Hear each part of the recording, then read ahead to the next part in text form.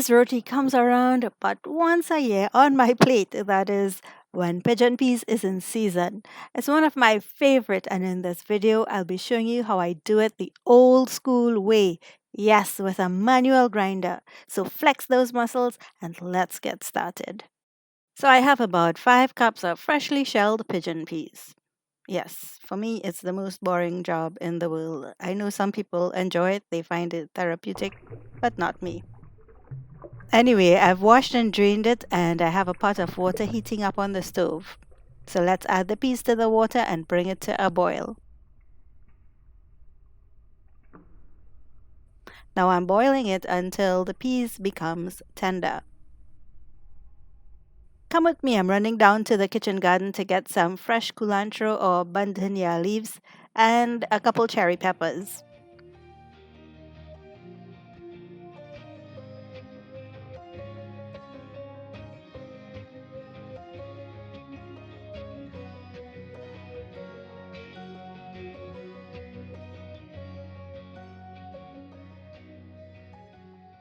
If you're new here, please see the description box down below for a list of the ingredients, and don't forget to click the subscribe button and the bell icon so you get notified when I upload videos.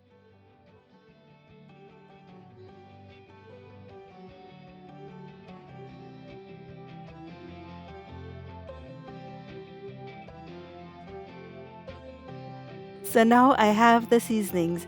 I washed them and set them aside. In a bowl, add the flour, baking powder, and coconut oil and knead to form a not too firm dough.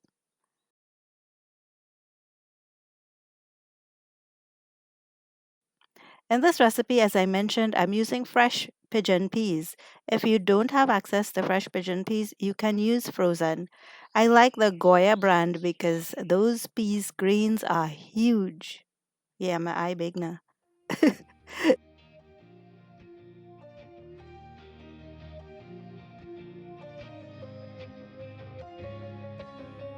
Cover and let it rest.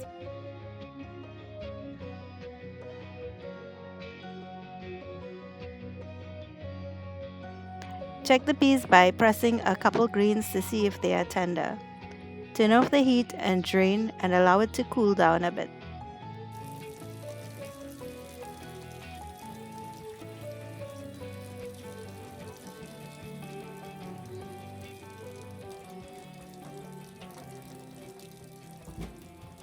In the meantime, check out this apparatus. It's a hand mill or mincer or food mill as some people call it. And growing up, I think almost every household in Trinidad had one of these.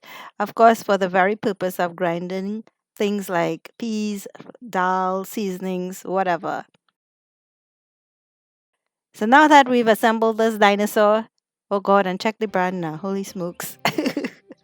I've laid out my peas and seasonings, which I'm going to add a spoonful at a time and grind. It's a bit tedious, but it's so worth it.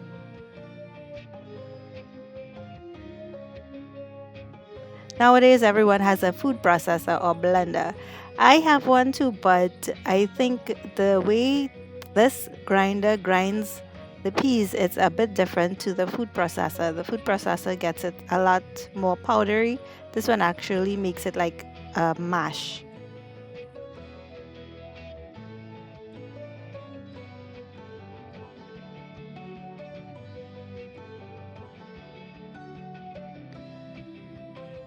I'm seasoning the ground peas with roasted cumin powder or jeera powder and some salt to taste. I'm using my fingers to mix everything well. It's a lot easier and it's going to coat all the peas properly. Break off pieces of dough to make loyas or balls. I ended up breaking off too much, so I had some huge rotis. You can make your loyas a little smaller.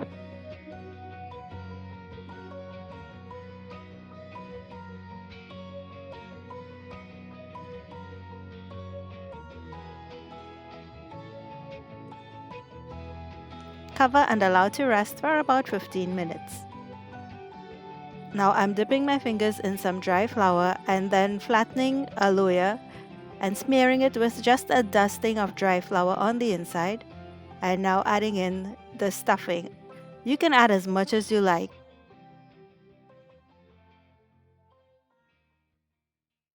I like a lot of peas in my roti, so this is why I'm using so much.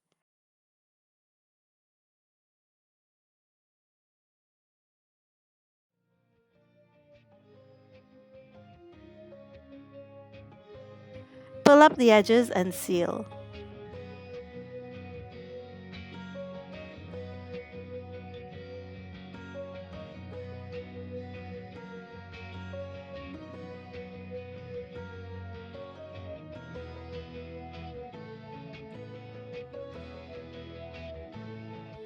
Repeat this procedure until all the layers are filled.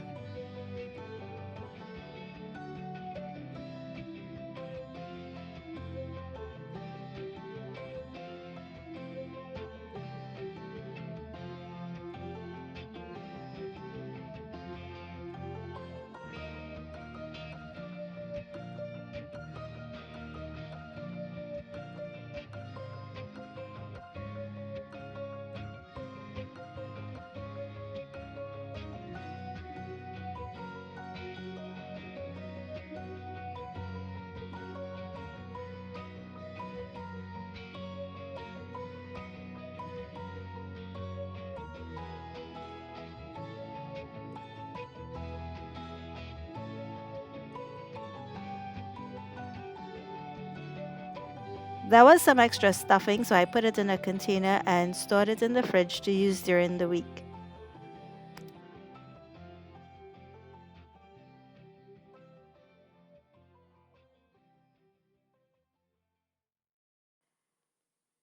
Now, time to belay up your roti. Make sure you belay it as thin as possible. Belay is just another way to say rolling out, right? So we're rolling out the roti as thin as possible. You're going to have to sprinkle some dry flour so that it doesn't stick. Be very gentle because if it tears, it's going to be chaos. Put up a tawa to heat up. If you don't have one, you can use a non-stick fry pan. Just make sure that your rotis will fit on it.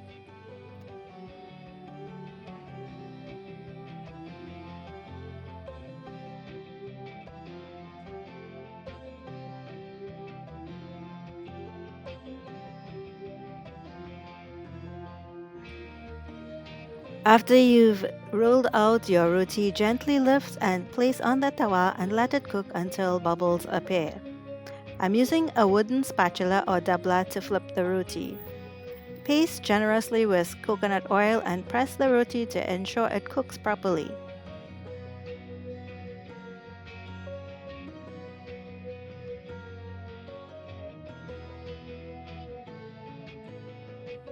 So we have to flip the roti and paste oil on the other side. When it's done, I neatly fold it and remove it and place it in a bowl lined with paper towels or a kitchen cloth.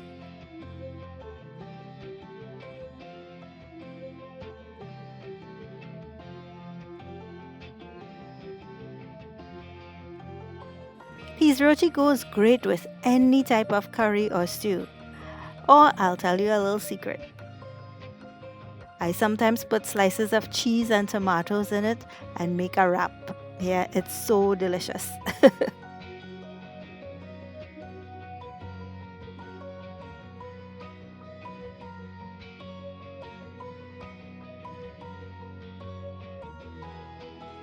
Here I'm having it with my delicious curry tofu in coconut milk. That's potatoes with tofu.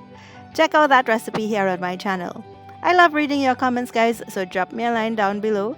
Like and follow me on Instagram, Facebook, and Listacard. Don't forget to subscribe and share. That would really mean a lot. And if you want to get notified when I upload videos, you have to click the bell icon. Thanks for watching and chilling with me today. I'll see you in the next video.